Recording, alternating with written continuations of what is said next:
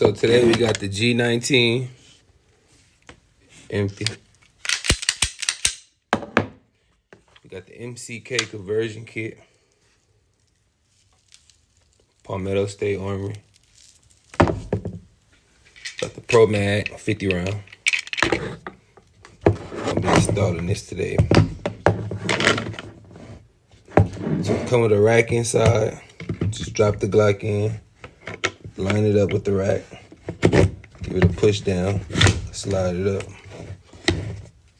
Lock this back clamp. There you go. The Glock is inside. Throw the 50 mag in.